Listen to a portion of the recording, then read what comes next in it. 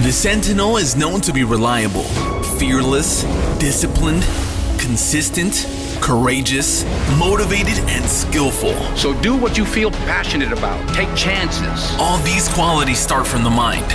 Your mind can be your worst enemy or your most powerful weapon. The world becomes your library to help you become better at your craft. Is this the dagger? Learn how to achieve greatness and tap into the Sentinel mindset.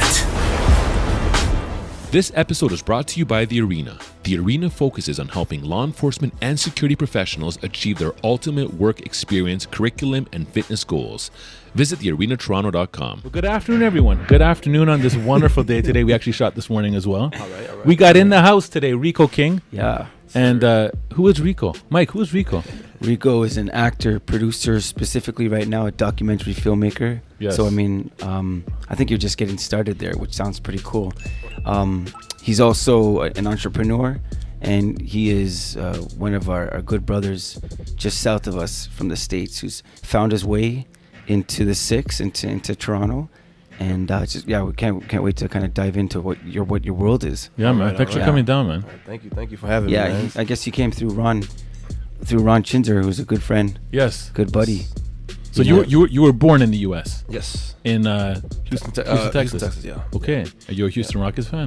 No. So this is it's a long story, man. Basically, I was a San Antonio Spur fan. Okay. And then since '98. Yeah. Okay. Like I think my dad bought me like a PS1, and Tim Duncan was on the cover. Yes. Oh, Yeah. And then I was a Spur fan the whole time, and then I remember my girl bought me tickets to go watch the playoffs against OKC every game. So I was driving from Houston, Texas Going back and forth. going back to San Antonio. Yeah. You know, the home games at least. Okay. And then came out this guy. I'm like, who's this guy out the bench that's killing us right now? Yes. And it was James Harden. Right. Yes. Like he wasn't known back then, but Right. he was draining threes. The announcers kept talking about he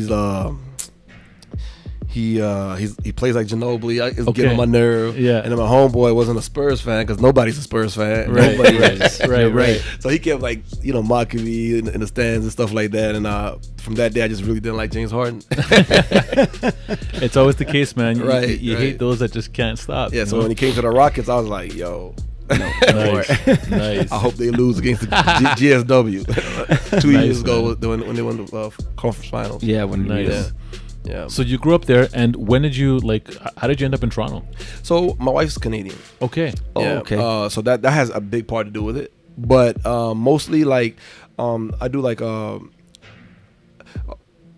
have to start off with how I started acting and everything. Right. I was an actor first. Okay. I was going to school before. Let me put it like this: Yeah. when I was younger, I used to be a real juvenile delinquent. Okay. Right. Okay. Right. So I remember when I was 22, 23 years old, I got straight Fs. Okay. And I got 2 kids and stuff like that. And I looked at the look on my mom's face, and I was like, man, I got to do better. Right. You know what I'm saying? I felt real bad for her. And then I went back to college for business. And then I took 4 classes. I was studying hard every day. I had a full-time job. And I saw a flyer on my campus to audition for a play. And I was like, whatever, I'm trying to be good, right? Yeah. I might as well be busy. What age would you be right now when you're 23 years old. I was still 22. Okay. Still 22. That's the first semester. Yeah. Right. So I look at this play audition. I'm like, man, let me just see what's good with this. I went to audition. I remember I was really nervous the first day I was there. You see all these preppy kids and stuff like that. You're like, damn, I can barely even speak straight. You know, proper English. How did that guy part his hair like that? right. And they were auditioning, and then I ended up making a play. Okay. Nice. And then I came to practice rehearsals. We practiced hard. I had 3 characters I was playing in the play. It's called Leaving Iowa. Okay. And then we went to Countryside, Texas, a town in Center, Texas, and we had a festival. And festival came out, and people were competing. We had different stage plays. One of our play was one of the plays, and then I ended up winning an award for acting. Okay. And I couldn't believe it. I was one of 5 people that won an award out of 1,000 kids. Right. So I was like, oh, maybe I could do acting. I went back to Houston, Texas, but in Houston we don't have a big scene out there for acting. Okay. So I was like, I looked at some agents. They're like, nah, man. Like, I guess I didn't have a strong enough resume or something like that. Right. Then I thought to myself, man, you know what? I'm gonna make my own movie. Okay. You know, Nice. I went back to my neighborhood. I was out there in Southwest Houston, St. James Place, and I told the guys in the neighborhood, like, hey, man, like, y'all want to act in a movie, bro? Like, I'll buy a camera and let's just do it. Yeah. You know, I bought like a cheap camera. We started shooting outside the neighborhood. What happens every day in the neighborhood? Right. And then next thing you know, like we make a DVD, and then we just I met up with these guys that sell DVD, their own CDs. You know, in Houston it's big to sell like your CDs out the trunk, especially back then. It's like 2012. Yep. CDs were still big. And two of those guys were That's how Master P made his right. Lil Flip, Slim Thug. Yeah. A lot of people make a lot of money selling CDs and DVDs. Yeah. So my homeboy told me, hey, man, why don't we just make some DVDs and try to like push them a little bit? Yeah. And I'm like, all right, cool. And then we did that. I remember I was walking down the mall, and then Trey the Truth, y'all know Trey the Truth, his manager was like, hey, you the guy, the G-Code guy. And I'm like, whoa. And then I was like, and he's like, yeah. And I was like, man, when y'all making another movie? So the name of the movie was G-Code. G-Code, Laugh Not Cry Later. Okay. Yeah, but we called it like G-Code the series. Okay. Yeah, so that episode was Laugh Not Cry Later. Yeah. And then he was like, when y'all making a new one? I said, I just put to be continued just to put it there. Yeah. And I was like, okay, maybe we should do a little something, man. And then we shot we sold like about 3,000 DVDs. You know? Yeah, like a short span. Okay. We had a store, we were selling out the stores and stuff like that, or selling out the block parties and stuff. And then the next movie was coming out. We started shooting another movie. I got more serious with it. I took a class. I was on YouTube 24/7, you know. And this time I was doing real good in school too. I became a Dean's List student. Okay. And then I made the honor roll in the college and everything for Amazing. business management, you know. So my mom was proud of me. That's There you all go. I wanted to have. Yes. Right. And then we shot the second movie. So when this movie came out, actually before it came out, there was a riot in Baltimore. Okay. Because a police officer had killed Freddie Gray. I don't know if y'all are familiar with him. Yeah.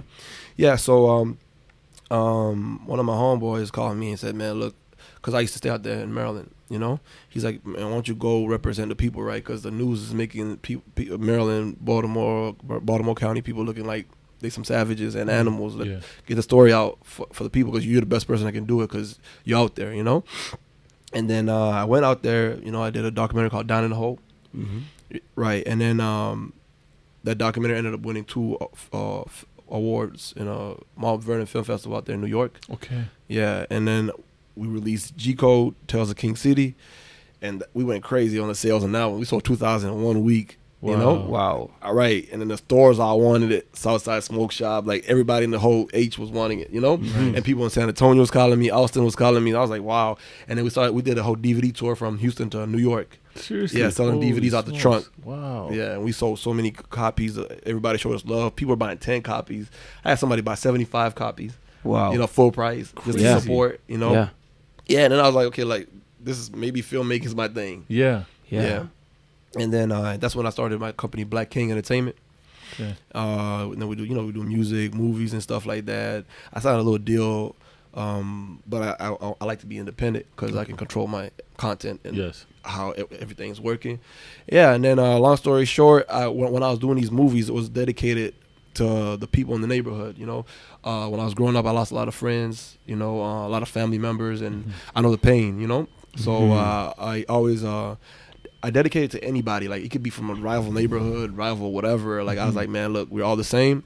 And then when I was Googling stories to base true stories on my characters, I started seeing, like, Toronto, Ontario, like, randomly, you know, on the link. And I'm like, I clicked on it. And then I saw, like, a bunch of guys, like, that look exactly like us. Yeah. You know what I'm saying? And I'm like, whoa, I just got me so into it. You know, I just grew so much interest. Right. And then I read about the Galloway boys. Yes, Scarborough. Yeah, Scarborough. You know, there's a book. I forgot what the book is called, but a bad seed. Bad seed. Yeah. And I read that book, and I'm like, man, I I got to shoot in Toronto. Mm-hmm. So you're doing, You know? this is all coming from while you're in Texas. Did you Yeah, all from Texas. Yeah. Wow. Did you ever come across The Real Toronto, that DVD? Yeah, I watched that, Okay. The Real Toronto too. So I seen all this stuff, and I'm like, wow, it'd be cool to represent the people from out there. To show what's going on out there, because I was shooting Tears in the Bayou. That's the documentary that got real. I love the names, man. Down in the hole, Tears in the Bayou. It's Yeah. amazing names. Yeah, it takes a long time to come up with. Yeah, Down in the Hole. I gotta see that. Yeah, you gotta see it. It's, Yeah. it's pretty cool. And we shot it like real time. Like it was a riot going on. Yeah. It was a curfew. We had to be home at 9:00. The army was there. National Guard was there. Wow. It was a crazy thing. Yeah. And you're shooting it from the ground, like From the literally ground, from the ground, right in the hood, like Yeah. where people can't go. Like This we were is there. Vice. This is Vice before Vice. Right, You right, know. and it's like real people, like where Amazing. we're interviewing the real people on the block that's on till today. There, we pulled up on the block. Somebody had got killed the same day, and it was going crazy because I guess there was a riot, so the police is trying to protect like the suburbs and the people, the middle class and upper class people. So in the hood, people took advantage and was settling scores like that. Right. So it was shootings everywhere. Yeah. Like people were walking down the street with AKs and. This is what I know of Houston. I was telling you, I had a buddy in high school. He got transferred to my school. I was 15. He was a really good friend of mine for the whole year. He's from Houston, and I remember he never said why he came for the first couple of months, and then he got to know me. And I remember asking him, I'm like, what's it like in Houston? Why is it different? How is it different? Okay, and he answered right away. He's like, oh man, I live with my grandma now, and when I go to sleep, I don't hear bullets in the night. That was his exact words. Yeah. Okay. Oh yeah. And he said that, and I said, what do you mean? He's like, yeah, every night, man, you hear stray bullets, you hear gunshots. They seem close, they sound far. You hear them, and then you hear a car, and then you hear people running, you hear shot. He goes, man, I don't miss that at all. Oh yeah. Nah. And then I found out that there was a gang in Houston that was trying to kill him. Oh wow. So that's why his family sent him to live with his grandma Damn. up in Toronto. Oh, for real. That's how, and that was wow. that was 94. 94. Okay. Yeah, it was a while ago. Okay, so I mean, at the time we didn't have that much gun violence. I think I know it directly because I was a youth worker as well. So Okay. I kind of worked with a lot of with gang members as well as the communities that they were in, that were their families essentially. Right. But the gun violence got kind of really worse in around 97 and on. So around 94, it seemed more like a small town. Okay. Yeah, but that's what I know of Houston from Right, him. right. I mean, is that accurate? Yeah. Houston's a real wild town. It's Yeah. wow, it's hard. Like the documentary Down the Hole is on Baltimore though. It's not Yes. on, Okay. Yeah. You're right. You're right. But in Houston, like it's just for me. It's the thing about Houston that separates Houston from every other city is because there's a lot of armed robberies and kick door burglaries. Yep. And everyone carries. Yeah, right. Yeah. Like at least in other cities, if you're not involved in like a drug trade or some Yes, gang it stuff, escapes you. You escape it. But in Houston, like you can fall victim to a jack move any second. It's a lot of home invasions and Wow. shootings are everywhere. We don't have like a zone like where it's a lot of hoods. It's a hood in every neighborhood, Yeah. Yeah. So he's right. There's a lot of like gunshots every night, damn near every night in some neighborhoods. And as long as they don't hear somebody screaming, everything's good. Jeez. Yeah. No, I know. crazy. The other thing too, I have another buddy, Miguel Gomez. So he's an actor on The Strain. He's Right. known for that series. And we're talking about Houston, and he said to me, he's like, "Oh man," he goes, "Look, everyone's chill." He just says everyone's chill. It's all chill. He said it's always very, very calm. Right. But because most people carry, he says that at any moment, if it pops off, the whole room can erupt. Right. It's not like Houston is like a real chill town. Everybody's real friendly. Yeah. That's why it's confusing. Like, you know what I'm saying? Yeah. Like, And his whole thing was that it's just, that if something is going to happen, you have to finish it. So he said that like everyone could just be relaxed. As soon as something gets heated, if someone were to escalate it, then everyone is involved. Okay. And he just talked, it literally goes from 0 to 100. Like, oh, real fast. yeah. Real fast. Yeah. You can hear, I remember one time I had moved to this neighborhood called Glendale Park, and I was moving my stuff in the house. It was like 4 o'clock in the afternoon, and somebody was arguing with a girl, and she's like, "Oh, I'll come back with my cousin." And then I guess he started shooting in the air. It's 4 o'clock in the afternoon. Yeah. The kids didn't even barely stop playing. Like, Wow. yeah, We're so accustomed to it. Everybody was like, "Okay, cool." He just shot in the air. She ran away, and she actually came back the same day with a cousin. Like when it was darker, and they got shot right in front of us. You know, it was the first day I moved to the neighborhood, and and it was crazy because the ambulance took like 10 minutes to come. It was kind of weird. Yeah. But that was like a normal thing. Like, it wasn't like pretty, like a shocking, traumatic incident. You kind of know to it. Yeah. That's what I wanted to show in the documentary Tears in the Bayou. Yeah. Because there's another side of Houston that's really good. Like, so many damn jobs, so much money. You know, like the oil industry is booming out there.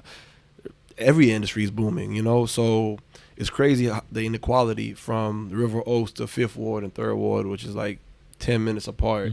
Got $1 million homes, and then you got dilapidated houses, and a place where there's really no hope. And even if there is hope, the kids' minds don't even get there to where they can survive to make it to anything. Yeah. You know what I'm saying? Yeah. So it's that's why I wanted to highlight. You know, I've seen a lot of things, and I'm like, a lot of people don't know how it really is. When I see a movie, I'm like, this is not how it is, you know? Right. So I wanted to show them, to see how the seriousness of it, you know? Yeah. And that's what my company does, is represent the people that needs to be represented and give a voice to the voiceless, you know? And I felt like that's happening also in Toronto, with a lot of the politicians taking their time funding this, funding that, and really not taking it as seriously as it is, because there's people living in trauma. Moms can't sleep, depressed, pain pills, trying to kill themselves because they lost a child. And people be like, oh, just get a job, or don't do that. Or, they have simple answers. Simple answers. Complex. And, right. It's really complex. It's such a complex situation going on. And that's what I try to highlight in the documentary. And I met a bunch of cool guys out here, like Ron and Mark. And I met a lot of people in the community already. I'm out there in Scarborough a lot, and trying to piece it all together so I can make a good film to represent the people of the community, so we can make a change, you know. So the first one that you did, right? What was that called? In Toronto, the doc. The first one called Down in the Hole. It shot in Baltimore. Yes. Yeah. The one that you're looking at doing in Toronto right now. Yeah. That one. Do you have a title for it yet? We don't have a title. Okay. Yeah. We try to call it some other stuff, like generic names. I'm like, damn. Like, I try to take my time. Like Tears in the Bayou, I thought about that like 2 weeks before we premiered it. Okay. Yeah, so we ended up going from DVDs to like renting theaters and stuff like that, premiering it, you know? That's so amazing. Yeah, man. So it's been an amazing trip for me. Yeah. And like I try to like speak as many times as I can to young kids, because I was in a situation where I felt like I could never even have a movie in a theater or anything. And I made it this far where I could even travel off my past films. Tears in the Bayou is doing 1 million views right now on YouTube and up. So amazing, man. Yeah. And let me ask you this. Yeah. What about the gun violence in the U.S.? Obviously, specifically, we're talking about Texas right now. Right. Okay. And then you obviously hear through your research about there's some gun violence in Toronto. Okay. You come to Toronto. Does Toronto, when you see the city, okay, and you see the gun violence that we have, compared to what you're seeing in the U.S., is it like small potatoes here? Well, I don't like comparing, you know, because somebody can say the same thing about like Tijuana in Houston. Right. And then somebody from Tijuana can say, okay, how about Syria in Tijuana? You know what I'm saying? Yeah. But one thing I do know is like, I get in detail. Like I grew an addiction to it. Right. Okay. I read maps and I see like Rexdale sometimes has like 3 murders a year, you know, and then you think about somebody who's 18 years old growing up from 1 to 18 over there. Yes. How many bodies he's seen. Right. You know what I'm saying? Right. Yeah, like that's a lot, you know. Yeah, for sure. Of course, number wise, of course, like Houston's not a good example. Like that's a bad. It's out there with the Houston hoods are bad. Right. You know what I'm saying? Like it's a lot of oppression. No, but it's important too, because a lot of times people think, like, for example, I grew up in a place called Flemington Park. I don't know if you know that. Right. Okay. I've heard of it. Yeah. So, and then a lot of areas in Scarborough. I mean, when people say they grew up in the hood and this and that, I don't think they really understand hood life. Do you know what I mean? And what that, I mean, I think there's a big disconnect there. Like, and I think that kind of also adds to the whole dynamic of why things are the way they are. Right. And you see, there's a difference. Like, there's a hood and the ghetto. Yes. You know what I'm saying? Sometimes the hood is like the mentality of the people in the neighborhood. Okay. And the ghetto is like where it's run down. Like half the neighborhood is abandoned. Right. There's like kids walking around 2 o'clock, 1 o'clock in the morning, probably most likely the projects and stuff like that. Mm-hmm. But you're right. Like, I mean, of course, coming from down south, it's like, or Baltimore, it's real. Yeah. Like when you go to these neighborhoods, it looks like a war zone. Right. Yeah. You know what I'm saying? You can't. The poverty is so prevalent. You see it. Yeah, like You the war on feel it. drugs really destroyed the black community. Yeah. You know, the fathers weren't there, the mothers by themselves, the government barely helping, and like there's nothing being done for real. Like it's some towns have like a good mayor that'll step in and take care of half of it, but a lot of it is still there prevalent, like in Houston and Baltimore. Like, you know, sometimes it looks hopeless, where here I feel like there's hope. So that's good. That's good, because to me that was going to be a question, is like when you see a place like Toronto, okay, Right. and you're going to try to fix a problem, right? Right. I mean, it'd be like trying to putting a Band-Aid on a small hole opposed to Right. putting a Band-Aid on a gaping hole. When Right. when you see that, do you find that you can use more tactics to kind of address the situation? Yes, because 100%. I feel like it's, first of all, in Canada, it's everybody problem. You know what I'm saying? Like everybody's chiming in on it. Like, hey man, we need to stop this. Da, da, da. Right. Everybody cares. That's the number one part. Okay. Like, in my opinion, when I see it from the politicians, even the mayor meeting up with the prime minister, and hasn't even been over 100 murders, is a really good sign. So, my whole goal is to show what really is going on from the people, and then maybe present it to them so they can take care of it before it gets out of hand. Right. Where y'all have like 300 murders, and it's like, oh yeah, at least we had 300 murders, not 500. Right. Yes. You know what I'm Yes, saying? yes. Because Exactly. in Houston, it got up to like 890 or something like that back in the day. One pigeon on the balcony is a pigeon on the balcony. Right. You don't want it, right? You don't want it, right? We Yeah. don't want it to get to where it's nasty, Out of man. control. Where it's Yeah. out of Yes. control. You're losing a lot of potential out here in these streets, man. Every day. I used to do some work in Camden, New Jersey. You know Camden? Yeah. Oh yeah, for sure. I've been there. Okay, so much time. not a safe place, you know. And I remember like the one thing that when you're in these places, there's no hope.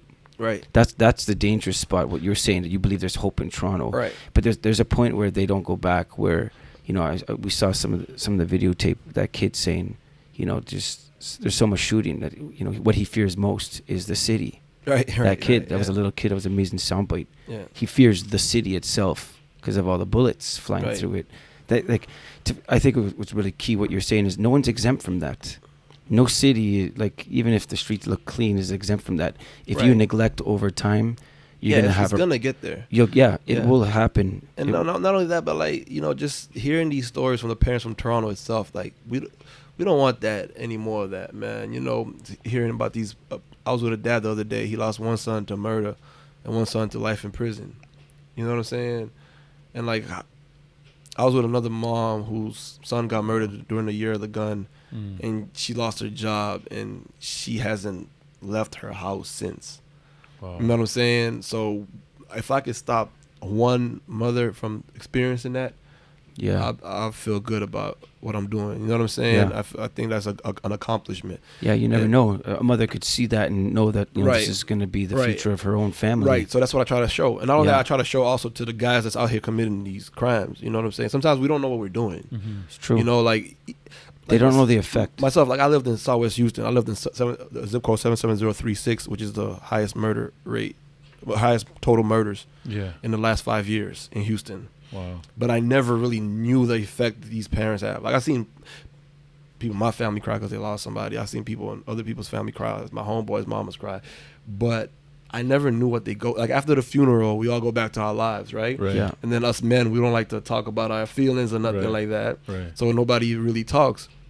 And then to interview these parents, and they're telling me that their anxiety attacks, how they can't sleep, how they still cry 5 years later every night. You know, I'm like, wow. So for me, it like puts me back, like, wow. Like, Yeah. doing Tears in the Bayou almost made me not like rap music. And Yeah. I love rap music. I grew up Yeah. on it. My Yeah. company produces rap music. Right. Yeah. You know what I'm saying? So it's like, I want to show everybody else so maybe it can change their life. Think about picking up a gun and shooting somebody. Right. Because I know we're not all born. Nobody's born evil for real, you know? No. Can you elaborate on that, on the connection, if people don't get it? Why would rap, you know, start, you know, growing out of favor with you when you started to see the effect on the streets and the families? It's not the streets, I guess. This is the living rooms right now. Right. You're actually right. going in their living rooms with the people. Right. Beyond the funeral. It's just because, like, I don't know. I'm trying my best to kind of like collect my words. Like, you know, rap lyrics, man. Yeah. And talking about shooting this, shooting that, and if somebody look at me crazy, I'm gonna kill them. And it's just so easily said. Yeah. Yeah. Oh, you owe me money, or like, I mean, Yeah. not to quote Drake, like, I'm, you know, like, Gucci. You know, I don't listen to Drake much, but Louis bag in exchange for body bags. Yeah. I'm like, that's somebody's son. Now I'm thinking different. You know what I'm saying? Like, now I'm thinking it's somebody's son. So it's like, it's harder for me to listen to that, you know? We kind of glorify it sometimes too in the rap music. And when I look at these parents, I'm like, is it really worth it? Like, to glorify this type of lifestyle? Right. And then all these folks out here going through it every day. And it's like, it's creating more. The more shootings happen, retaliations, and the kids traumatized. Now they thinking, if I fight somebody, I gotta shoot them. And not only that, but like a lot of kids, even in Houston, man, or Maryland, whatever, they don't go through a lot, but they think, because every rapper says, the rapper look like me, I want to be like the rapper. So if I have to have a problem with somebody, I'm gonna handle it like how the rapper says. And at least back in the day, you'd have a few songs telling you, yo, don't do this. Yes. Yo, Scarface has a bunch of songs about never seen a man cry till I've seen a man die. It's one of the best songs ever made. Right. Oh, don't believe that song? Oh, man. Gangsters don't live that long. Yeah. You don't have songs like that no more. Yeah. Right. Yeah, so it just makes me, I go away from rap music a lot ever since I've been doing these documentaries. Even though I do street movies and hood, I have narratives I've written for movies with drive-bys and all type of stuff, but I don't know, something about me in rap music is kind of fading. What are some of the challenges that you have when you're filming these films, like these documentaries, when you're going into these, like, you know, hoods or ghettos and trying to, you know, bring context? What are some challenges that you face? So right now, I might be having challenges. I can't lie, like the other documentaries weren't challenging with me because I know all these guys. Exactly. You know, like I know exactly where to go, who to talk to. Right. Yes, like you can get a pulse because you know all the people right off the top. I know which neighborhood is which. I know who's lying to me, who's not. So because somebody's like, how did you talk to this guy? Got shot 11 times.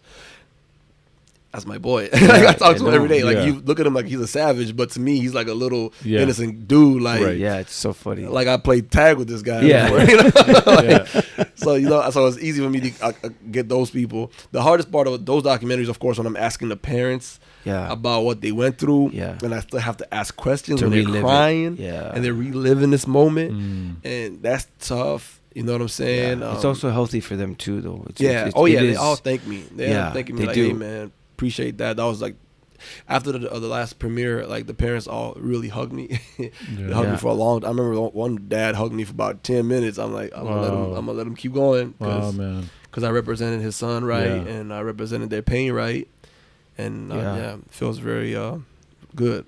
It's amazing. I mean, it's an outlet for them. You know this. It might be difficult as they start to tell you the details, but it is a healthy thing to speak about it. Right. You know, because and then when they speak about it, then they can start one day eventually laughing about those memories, and that's a healthy thing too. Like they'll have guilt. I know therapy. That. Yeah, it's a part of therapy. Right. You know, I remember there's a family I knew that when their son got tragically killed, they didn't want to say his name. Okay, and we talked with them and we were saying like, look, you know, you don't want your child to die in your home as well. Right. Even the memory. Right, because it was they didn't get justice. No one came forward. They knew it was someone in the neighborhood who they knew that everyone in the neighborhood knew what happened. But then, as they started to talk, then eventually they would tell stories. Oh, remember when he did this, and when he was 7. That's healthy to be able to reminisce, good and bad. So, and I always heard that, you know, whenever there's tragedy, there's always like, I heard a lady say this once. Tragedy, when you have tragic loss, there's always like a pool of sadness that's so close to you. That at any moment you could be like literally at a sporting event and you think about that person and that pool of sadness, you slip right into it and you can start weeping there. Okay. Yeah, like myself, I lost a lot of friends, lot of friends, and I could be happy every day and one day I just feel down. Yeah. And I just start remembering, I just start like feeling upset or just don't want to talk to nobody. You know what I'm saying? Yeah. Yeah, so like I totally get that. But that's fine to feel though. I mean, it's all real. You're not supposed to be like flippant about it. Loss is loss, right? Right. You know, but I mean, I think it's at the same time to be able to remember the times you rejoiced with them. Right. And then you laughed and we need therapy though in the neighborhoods, man. A lot of people don't get through therapy. You know, a lot of us like, okay, you lost your boy and you just like, okay. Mm-hmm. I know. You know, like then you have to go to school the next day. Yeah, you gotta pay rent. They gotta pay rent. They gotta pay rent. They gotta pay rent. They gotta do all this other stuff and you got to carry on life like it's easy, but it's really not. And but I think with the more we talk about it, I met so many people over here like Ron and other people that are making a difference. And the more we talk about it, the more it's gonna help, man, because it's a real collective effort that we need to suppress all these demons that we're fighting every day. Yeah, I think it's key what you were saying earlier. Just to note, kind of going off with your question, Constantine, is that it is a problem. It may not be as big as it is there or around the way, or again in Syria, or like I mean, there's always someone who has it worse. Yeah, like okay, but you know, if the room needs cleaning, you know, then it still needs cleaning. Exactly. It doesn't have to get to where it's dilapidated and just totally like, you know, the other thing, hope. You know, can you speak on that? You know, and how you've been able to usher hope. I know you get to, when you do this, you meet these families, or you know, the families that are left. Yeah. How do you help instill hope to them when you talk with them? Oh man, it's tough because there's never like bringing back your loved one, you know. Yeah. It just sometimes I just tell them, you know, it's a process of life. You know, we're born to die, and we just got to remember our loved ones and help their memory live on. Yeah. But let's not dwell in the fact that they're gone. You know, because when you do, you lose hope and you lose sight of life. You know, just I always refer them to like a religious place. You know, because I'm not good with my words in terms of hope, because I really don't know, to be honest with you. But some type of religious community. Religious community, kind of like if you're Muslim, like, you know, go to seek a mosque or a leader in there, a Christian, a pastor. Yeah. Or just call me and let's just talk about things. Because I can relate to you, kind of. Thank God I've never lost a child. I don't know how that feels. Yeah. But I know when they talk to me, they vent, you know, and I'll just listen to you for like 2 hours, 1 hour. Right. And yeah, man, just look forward to the future. Yeah. So you don't just stay in your bedroom. Yeah. So you don't stay in your bedroom. Yeah. And then like, I hate saying this, but like sometimes like we should not, like some parents have a whole room dedicated to their dad's son or daughter. Yeah. And I feel like that's kind of unhealthy, because you go in there and then you're reliving the moment over and over and over, you know. And myself, I try not to keep like a picture of my dead homies and stuff like that. I got tattoos all over their names and stuff like that, but because it makes it brings you back instead of moving forward. Right. You know, we got to just move forward from it, man. It sucks, but it's part of life. Sometimes it's part of life, and it shouldn't be part of life, but we got to, you know, just got to look. We got to, life goes on, like Tupac say. Yeah. No, I know. Yeah. You know, speaking of, I mean, see, that's a perfect time. There was a time where, I mean, Tupac's a perfect example. He's a messenger. Right. He's someone who spoke. He has this great interview. I remember he's like 19 or 20, and he's like, look, he goes, I have money now. And he said, if I go in the hood, they're going to rob me. He's they're going to jack me. Yeah. As much as I've accomplished and everyone knows who I am, that's how desperate some of these situations are. But what was cool, though, that he spoke really, really honestly and authentically about what it meant, the thug life, what that was. Oh, yeah. A lot of people don't really understand what his message was behind that. Because they'll just look at the radio hits. They don't look at his whole life in perspective, you know. Yeah. Can you speak to that? Like when he said thug life, and what was he about? I mean, if you're listening, type his name in and listen to interviews. Right. That guy was prophet. My goodness, man. Yeah. To me, he's like a prophet, man. Yeah. He's a big motivator in everything I do. Yeah. You know, because he wanted to live past his demise. And I think a lot of us felt, just because you're losing your brother, your cousins, your friends when they're like 18, 20. So you feel like maybe I might not live to be 21 or 2. But at least let me put something out there that will live beyond me. Mm-hmm. You know, I like thug life because it's the hunger you gave little infants fucks everybody. Yeah. Mm-hmm. You know, and it's true. You know, sometimes you think these kids are hungry. They're out there in the ghetto somewhere. It's not going to affect me. Yeah. Until Boxing Day 2005. Right. Right here in the Eden Center. And your innocent child is murdered. Mm-hmm. Yeah. You know, he just represented the streets and he represented loyalty. But, you know, he was a hothead and perfect example of what happens in thug life. Yeah. You don't live long. You know, you don't escape. Yeah. And you gotta get out of it in time, because there's always somebody who's has like he should have got out in time, because there's always somebody who got less than you and doesn't less to lose. Yeah, and he doesn't care, like Orlando Anderson. And he shouldn't have been fighting him, but it's that thug life mentality. Yeah, and that's a thug life mentality we trying to get rid of with these kids. You know, we can't let them grow up the same way. We can't let them having dead homies, because it's going to be hard for you to tell them, don't avenge your dead friend. That's like probably the hardest thing you could ever tell somebody. So, and you don't want them to look over their shoulders every 5 minutes, because they're so used to people shooting stuff up, you know? Yeah. And so we're trying to end the thug life mentality with the kids and kind of like make it poetical, man. Just do it in movies, do it in like poetry or something like that, but like let it be gone with our generation. Like, at least not my, well, the kids are already on it, but like maybe let the 21-year-olds right now, maybe it should be like the last stage. We should get them young. You can fix kids, but you can't fix grown men. Yeah. So it's tough. Yeah, that's what I try to do with the films. That's my my department of this whole thing. Yeah. Yeah. That's your involvement. Yeah. Which is amazing. It's so, like, I mean, I commend you for taking the time to do that. I mean, to sit with a family and go through, to sit down and just let them kind of tell their story. Right. You know, everyone usually just gravitates to, I'm just going to watch something funny on TV. Right. You know, I mean, that's the easiest way just to kind of escape, move forward, whatever.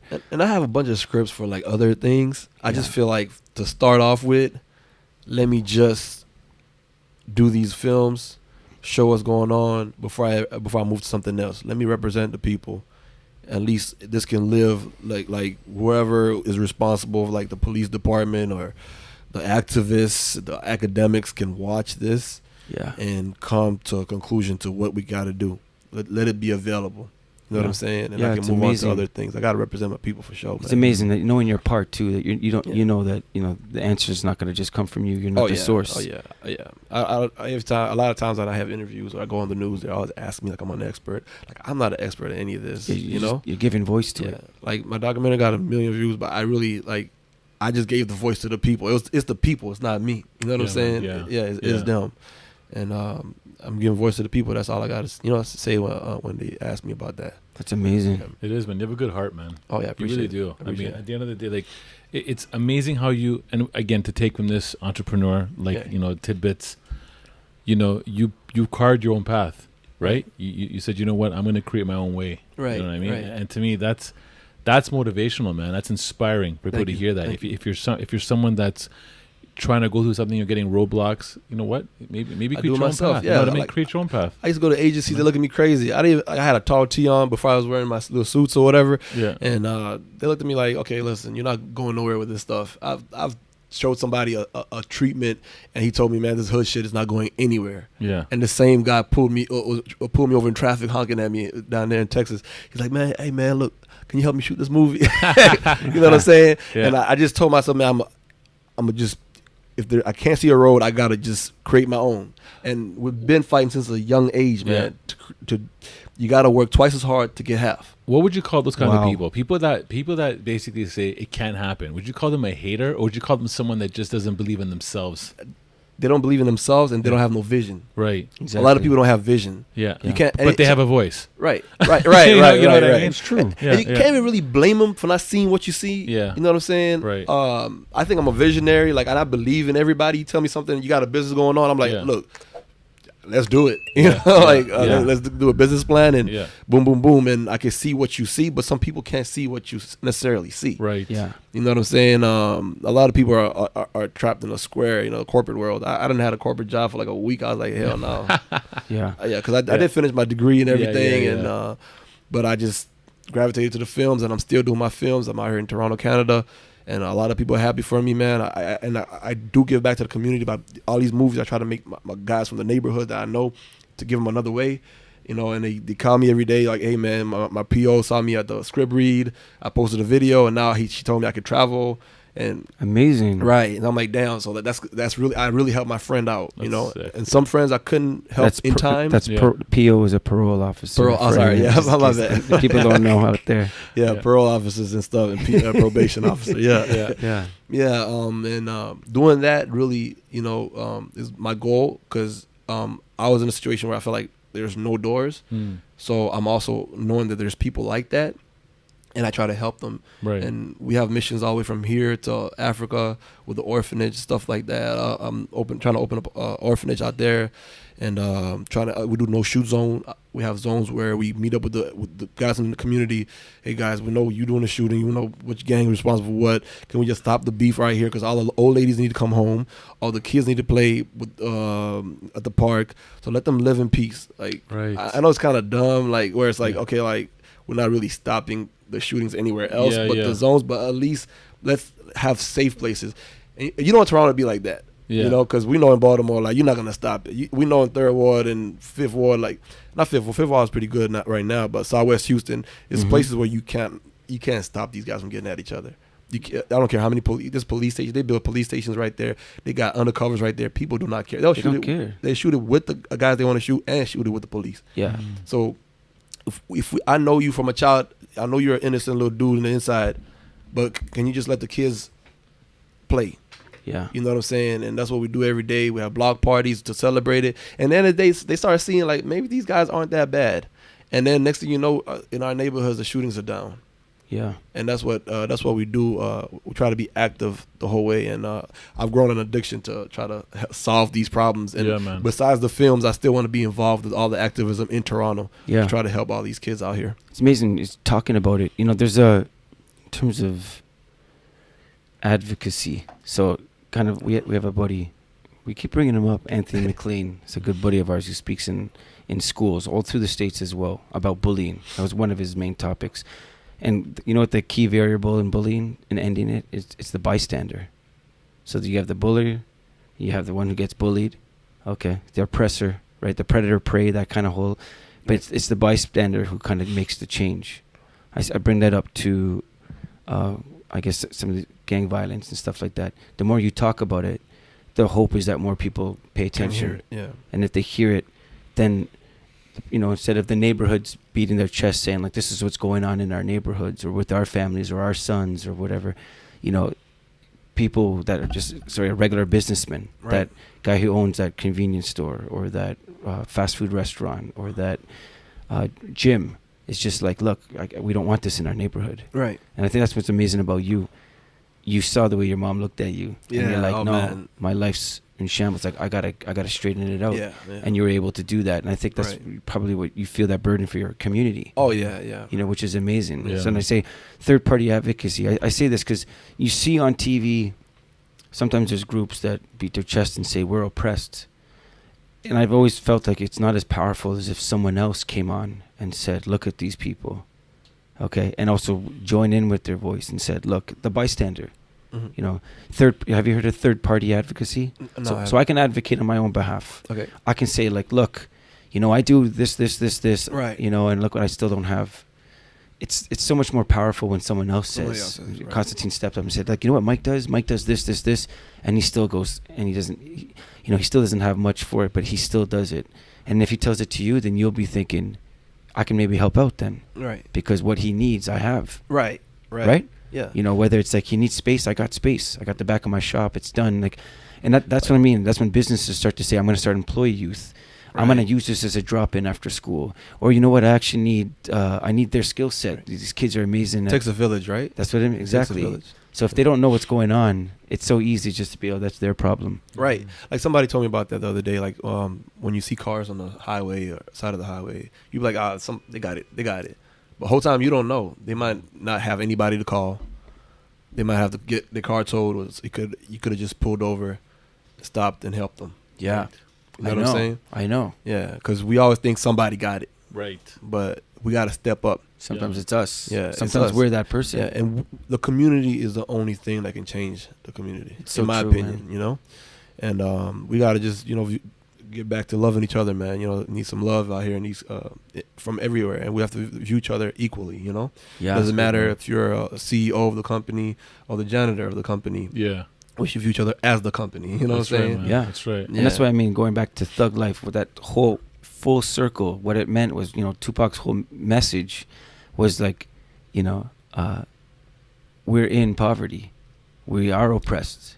We have all these challenges, and if you don't pay attention to it, one day it will get your attention, and it will be in the form of a gunshot or something. It will be right in your face. That stray bullet will catch your daughter, or that desperate group will, bust through your front door. Right. I mean, look. Right. When you're paying taxes, it's going to go fix all these murders and stuff like that, anyways. So you know what I'm saying? You're right. It's true. Like prisons and everything. You know what I'm saying? It's servicing on that end. Right. So if we it's funding. We can work together to reduce that. Our tax money will be used better. You know what I'm saying? To prevent it. Right. To prevent it. Right. I mean, like after it's all gone, we don't have to worry about having our. True, you know what I'm saying? So it affects us regardless if you want it or not, man. And that's why we gotta just come together, man. And man, I've been thinking about this of late because this show that I was doing, we filmed in Kingston Penitentiary. Okay, wow. It was like the worst prison in Canada. Right. It's been closed, I think, for about 6 years. And just being in there, you're just like, wow. It's a huge operation.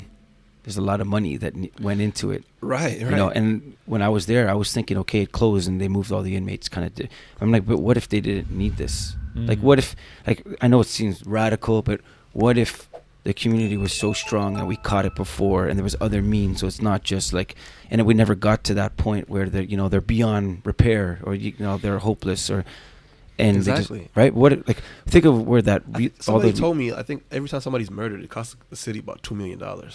Wow. Yeah, there has to be a dollar figure on it. Yeah, because I mean, like for the life of the ambulance, the nurses, the doctors, the surgeons, the investigations, the morgue, all that stuff is just costs. Wow. Yeah. We could save it. Paperwork, everything. Right. Hours and hours. Yeah. Investigators probably using a whole year just to try to solve this and not even solve it. Right. Yeah, the prison systems and then not only that, but like the kids that seen the murders. Now they're traumatized. Now they can't even be productive members of society. No, I know. You know what I'm saying? The impact of this is insurmountable. You can't even count it. Yeah, it's true. So that's why we gotta work together. It's a real serious situation, man, and we gotta just make a difference on it. What's amazing, again, just like if other people stand up, it makes all the difference. Right. It makes all the difference. I'll never forget. There's a good buddy of mine, Sean James. So Sean James is the executive director now of Urban Promise. I want to link you up with him. Okay. When he was first starting off, we were going into the different government housing neighborhoods trying to work with the kids.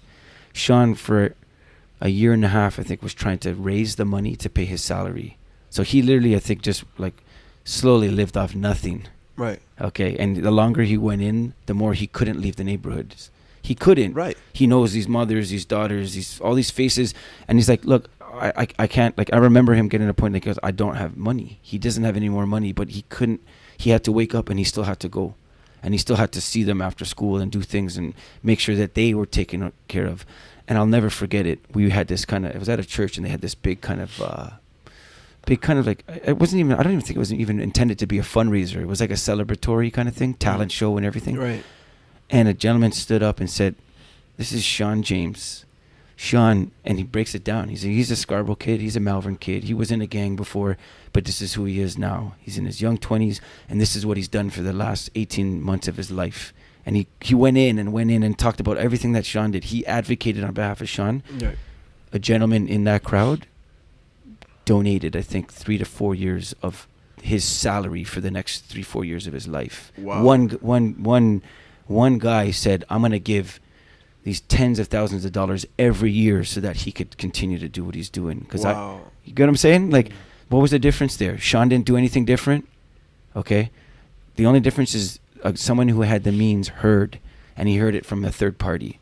I say that because if Sean went up and said, this is what I'm doing. Right. Right. And I say that for you too, that just that, like, you're doing some amazing work going in there. Right. And you're meeting all these people that are doing it and spotlighting them.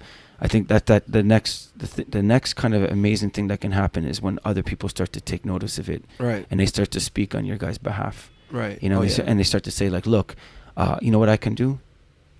Again, I can hire people, right? I can hire these kids at 14 and teach them job skills and managing their money. That'd be amazing. You know what I mean? Like, and then the village starts to really happen. It starts to really become a village problem. So they're part of the solution, right? You know. Yeah, that'd be amazing, man. Yeah, man. That's why we do stuff like this, like podcasts and stuff. Yeah, like man. That. Yeah. Just talk about it. Rico, I gotta say, bro, I'm very, very proud of what you're doing, man. It's amazing. I mean, what makes it even extra special sauce on this is that you're coming out of the U.S. into Canada and doing this. You know what I mean? Which is very unique. Very unique, Very man. unique voice.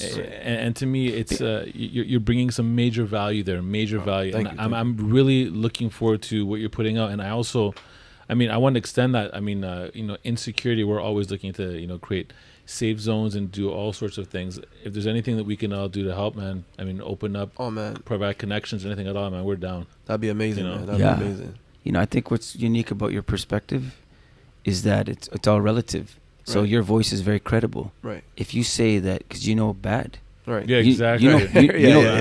You know pretty bad. Oh, yeah. And you know the guys. You know them personally. Right. Yeah, man. Right? Exactly. You can find them to talk about. So you know where, again, it's amazing that I believe Toronto is incredibly fortunate that you caught wind of what was going on here. Man, thank you.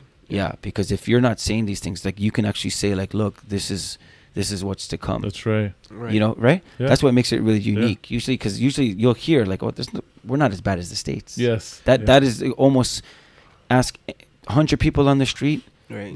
They might say, but it's not as bad as when you go to the States. Right. That's what they'll usually kind of end it off with. Right. And then it's because they don't see the impact. No, I know. That's right. You know what I'm saying? You don't see the moms and that's dads right. that you don't see the face of the articles. That's no, right. I know. That's I know. right. What's powerful about your voice is that we're not like them yet. Right. Or at least Literally. It's isolated right now, but it can spread. It can easily spread, and then at that point, then what do you do? You gotta destroy the projects and move everybody away or whatever. No, I know. Yeah. It becomes a crazy issue, man, and we gotta stop it before it gets there, man. You don't need to get usual for everybody in the city where it's like, okay, it's There you prime go. time. Where they're numb, as you said, where kids play, even when if gunshots ring out in the sky, they still keep playing in the playground. Yeah, right. They wait for the body to get moved. Yes. Oh my goodness. You know what I'm saying? Like, and then Yeah. and they go back to playing like it didn't happen. Yeah.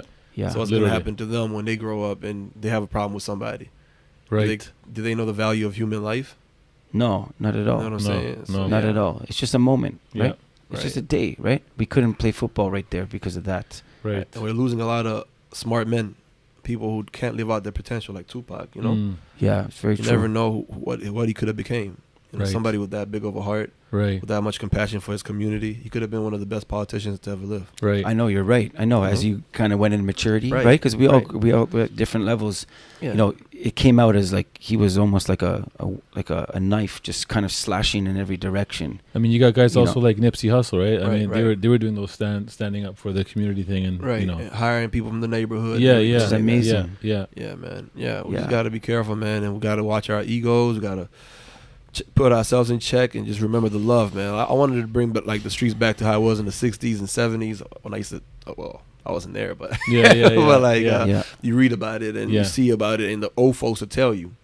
This is the one thing when I started doing documentaries that I learned, because I was interviewing the old folks. I'm like, man, y'all was living when you couldn't even use a water fountain Yes. in some neighborhoods. Yeah. You couldn't even walk outside of your house. And they're like, yeah, but we weren't like y'all. Like we had love, Right. so we didn't even feel it like that. Of course they felt it, but they had like the same blocks that the people that you look at today, like, oh, this is the ghetto, the hood, I don't want to walk through. They were happy to have, and they worked hard to buy those houses. That's another generation came that didn't, oppression and the war on drugs, and that we don't care about these houses. But once upon a time, this low-class neighborhood was a middle-class neighborhood filled with love. Yeah. Okay.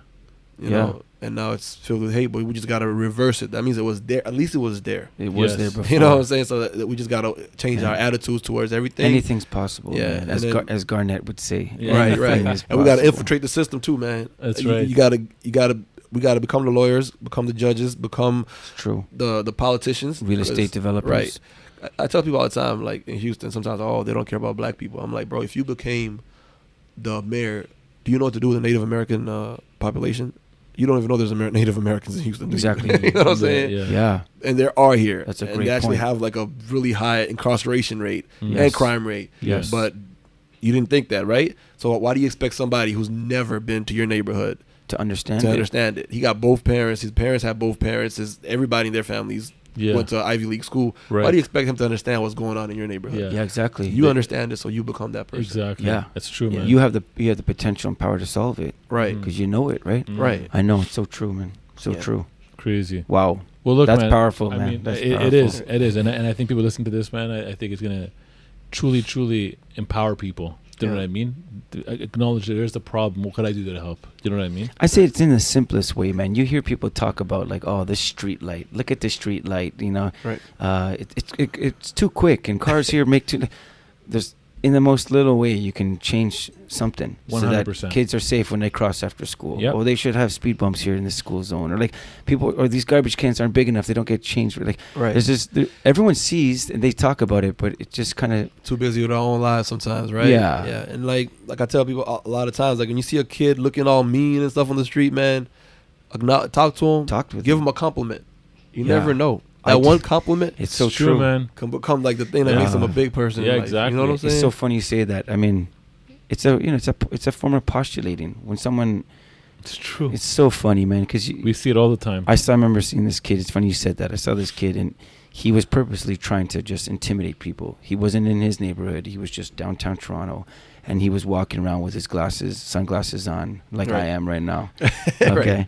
And he was purposely trying to intimidate people. And I went up to him and I'm like, man, yo, those are nice shoes, man. That's what I said to him. Right. And he went like this and he looked at me and he's like, you a cop? That's his first question. Yeah. I said, no, I'm not a cop, man. And I was like, those shoes are sweet with it. And then we just started talking. You know, lo and behold, he's just a guy that just, you know, he's from a bad neighborhood and he wants out. He doesn't know what to do. And I remember we just talked. Oh, wow. You know what I mean? Just talking to him about his shoes. And I talked to him about God. That's what it was. And I just said, hey, look, you know, I cannot always be there. There's no, you know, but there's always someone you can talk to, you know. And I said, his name's G.O.D. You can talk to him at any moment, man. Yeah. That's what we talked about. And I remember he was like, he shook my hand, pulled me in. Never met this guy. Remember, you know, about 15 minutes prior, he was walking the street purposely making people go around him because he was hoping someone would say something so he could do something because, and that's the ticking time bomb. You just, when you have that chaos inside, you want someone to set you off so you can let it out, right? And then again, just talk. That's all it is, man. You never know how far he is right now. You don't know. Yeah, because you diffuse it in a safe way. Right. It's almost like in enveloping something and you let that little bomb go off. All we all need is a little love, man. Sometimes, man. Know? It's so true. That's all we all need. Yeah. You know? Yeah. And the neighborhood is a lot of lack of love, a lot of lack of attention. When your dad's not there, your mama's too busy. These kids grow up with no love, and they don't know how to get it. It's true. Yeah. Well, right now, we're throwing out virtual hugs to everybody now. Right. Everyone. Right. Yeah, and anybody can holler at me anytime, man. Like, man. I like to talk to people. Yeah, how do we find you, man? Instagram, Rico King _ RICOKING_ or Facebook is Rico King. Okay, awesome. Yeah. And we can find some updates on this upcoming upcoming documentary. Add me on Facebook or www.blackkingt.org is my website. Okay. Y'all can check it out right there. And we'll be posting the updates as they happen. Hopefully, I can see y'all at the premiere. Yeah, man. Amazing. Keep us posted for sure. Yeah. Hopefully, we can make a big impact and, you know, change what's going on, man. All these shootings every day. You gotta stop. No matter if it's Toronto, Houston, LA, Chicago. Yeah. Worldwide, man. You know. Yeah. No, for sure. Yeah, I think it starts with just talking about it because you're hearing more and more every year. There's a reputation. It was isolated to certain neighborhoods, and now the reputation now follows, say like Carabana or some big things. It's just, and slowly the reputation is becoming a little poor, and people are like, well, that's just how it is. Right. And once we don't want it to be like that. That's the danger. Just what it is. That's the danger. Yeah. That's the breaking point where you're like, no, you know, we're gonna stop it now. You know, and you invite people, say, look, it is safe. You know, it is fun. These are real people. Okay, you know. Right. Yeah. Canada is a lovely country. It's free healthcare. No, for sure. I know. Not everybody has a gun here. You can get in a road rage incident and go home. Yeah, exactly. You know? No, I know. Exactly. Yeah, so we got to take advantage of that system, and we got to show the kids what kind of lovely country they're in. Yeah. You know what I'm saying? Powerful. Yeah. Well, Rico, what? I was just gonna say our road rage is not trigger finger; it's just the finger. Right. Isn't that a Drake lyric? That's some bars right there. Okay, I thought it was a Drake lyric. Yeah, man. Well, Rico, thanks for coming down, man. Really appreciate you, man. Thank you. It's been a pleasure, bro. Appreciate it, boss. Looking forward to watching your stuff. Amazing. Already, man. Very good. This podcast is brought to you by Executive Protection Lifestyle Canada. Make sure to drop by next week and don't forget to subscribe.